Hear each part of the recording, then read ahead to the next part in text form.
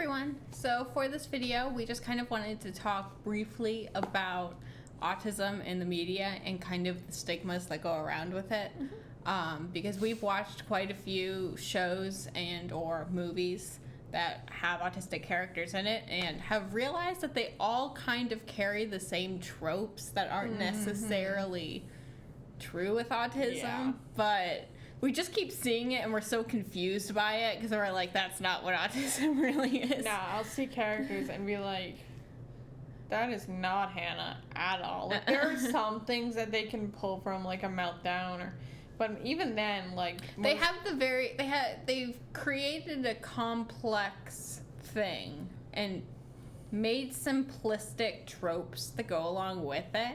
And while those simplistic tropes might apply to certain people, that they never vary it per character. It's always the same things. And so we kind of wanted to talk about that in the video and kind of go more in depth with it.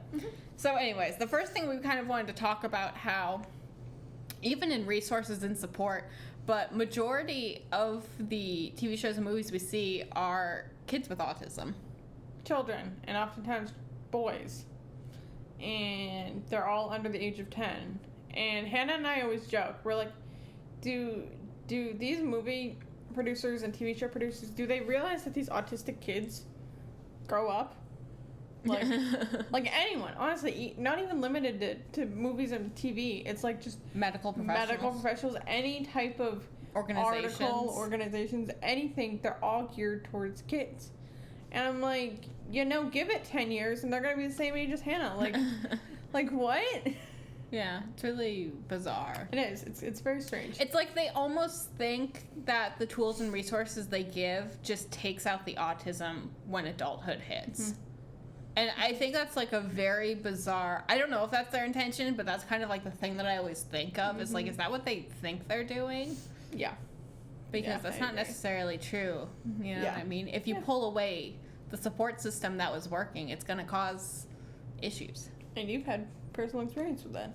Yeah. With IEPs and stuff. Yeah, like that's the whole reason why everything's rolling really well is because of the support. So why would you take that away? Yeah, it makes no sense. Anyways. All right, number 2. Like I kind of mentioned, they're all boys and males, and it's like, yes, there might be more. Is that a thing?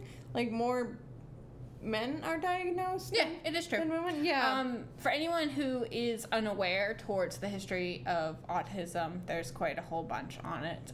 But essentially, it was once thought that only males could get autism and females just did not get it. Now they're starting to realize that women are also very likely to have autism. But the thing is symptoms are shown slightly differently for females than males because females socialize at such a younger age. And with socialization being the major factor towards autism, since women are more social, and that's the one factor that diagnoses autism, women tend to be underdiagnosed. But in fact, the symptoms actually present a little differently in females. Interesting.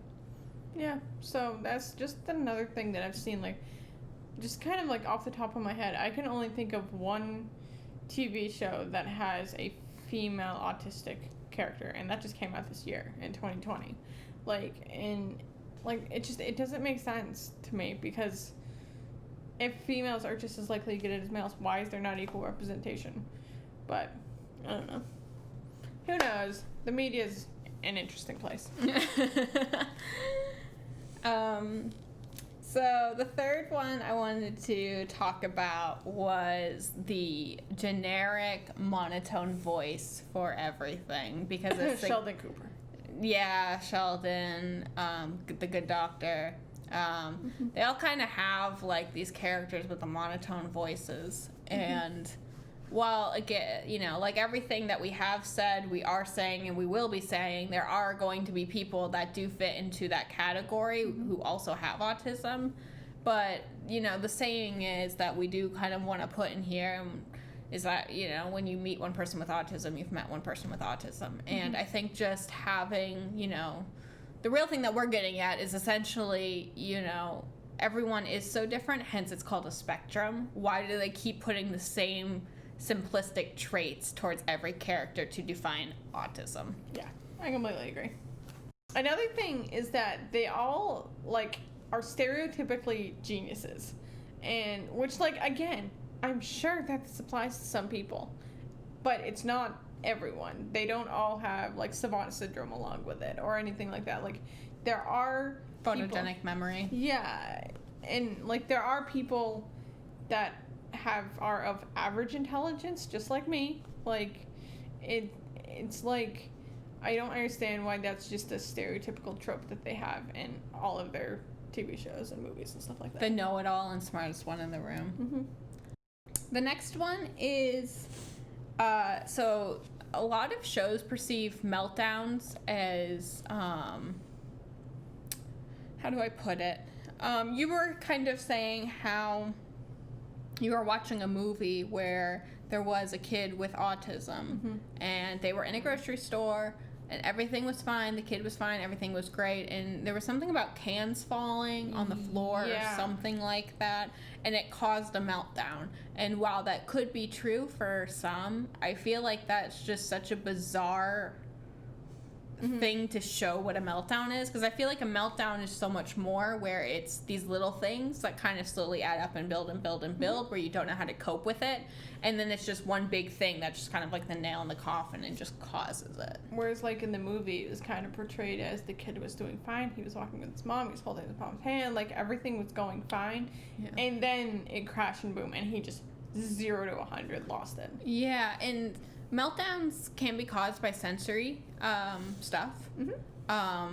But something that they don't show, that I've actually never seen in movies or TV shows, is meltdowns can be caused by stress, can be caused by change in situations, can be caused by all these varying factors. So just to have it continuously be lights and sound all the time, while that is a factor that can contribute to it, it's not like the sole thing. And it just confuses me why the more characters that I do see on TV shows with autism, they never expand it to that, to tell other people that it is more than that. They just keep doing the same thing. Yeah, that's correct. So another thing is they show, a lot of times when they show, like, stimming, it's never subtle stimming, which is definitely a thing that you do when you can't, like, rock back and forth or flap your arms. Like, that's all they show in TV shows and whatnot. And, like, while that is a stim that you do, there's plenty of other stims that you do, like chewing your fingernails and, like, rubbing your hand on your thigh, stuff like little things like that they never seem to show. And they always just show, like, and it's not even, like, light rocking. It's, like, really aggressive rocking that they usually always show. It's like the stereotypical stimming in autism. Is what they tend to go for. So this one we threw in here, it's not so much media-based. We actually kind of have a personal story going along with this. But the next thing that I wrote down was medication. And do you want to tell the story, since you were the one that kind of experienced it? So I had someone in my life at one point that I was telling them that Hannah had autism, and I'm literally, I can't even make this up. Their first response was, "Oh, is she taking medication for that?" I'm like, did I hear you correctly? No, that's not a thing. Like, while you can take anxiety medication, sleeping medication, stuff that might be helpful to things as a direct result of your autism, there's no type of medication for autism. It was just, it wasn't so much, that whole thing wasn't really so much media based. It was just kind of like uneducation based. Yeah. Which we thought was kind of interesting. Yeah. So the last stigma that we put in here was basically just all of the traits related to autism are just so prominent in the autistic characters that it's almost like that's all they are. And something I read recently, which kind of, like, I found a little bit fascinating, is I was reading that someone wrote about people she was talking about characters that she sees on television portraying autism. She was talking about how they always come across as the annoying character. They always come across as like they get to be rude and mean just because they are autistic, or they are the considered like the annoying one that the neurotypicals get to like kind of laugh at and get to, it's like the humor of it. And it was just so bizarre that at first I was kind of like, what, really? And then I look back to like all of the characters that I've seen in movies and TV shows, and I'm like, oh, I can see that. This makes sense now. Yeah. As you were talking about that, I kind of thought of back in the days of 2011 when I watched Glee. There was this character who like walked in on the scene, and she was saying like all these rude things and all these things that like you would never say. And she's like, oh, I'm sorry, I have self-diagnosed Asperger's. And I'm like, now that I know what it is, I'm like, oh my God. Like, how is that written and approved? I know, exactly. I'm like, why? Yeah. So that just kind of It's just slightly insulting. Yeah, just slightly. But the thing is like, the thing about it is it's kind of cringy, but it's like, they don't realize it, and they just like, but it's comedy, guys. It's humor. And you're like, it's not. I don't know about that. So anyway, that's our list of things that we found in media relating to autism. So that we're kind of like, why? Yeah, good question. We're like, that's not accurate.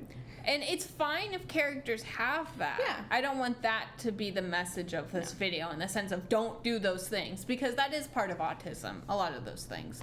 But I'm just trying to say that there is more to autism than those 4 things, and just pushing that down an audience's throat, that's all that qualifies for autism is those 4 things, I think is crazy to me. Yeah. And, because I'm seeing a lot more shows having autistic characters, I feel like it would be so great to actually have a diversity in the autistic character, have it be a girl every once in a while, have the stims be a little less prominent, have, to show that the autism is more than just this one thing that the media for some reason likes to keep pushing down, that's what autism is. Yeah. And that is true in the sense that is one version of autism, and they are not incorrect in that matter by any means.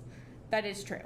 But there are many more facets to what autism is and what it looks like and how it presents itself. Yeah. And I think to just continuously show that same thing over and over doesn't do the audience a favor, and it doesn't help the people who are trying to get recognized and diagnosed that they are autistic.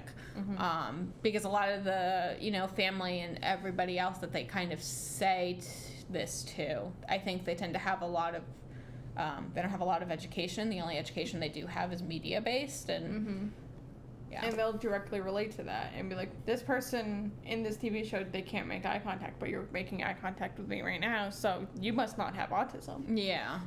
They take media as fact. Yeah. So yeah. So that's our video. If you guys can think of anything else, drop it below in the comments. We'd love to read what you have. And yeah, don't forget to subscribe.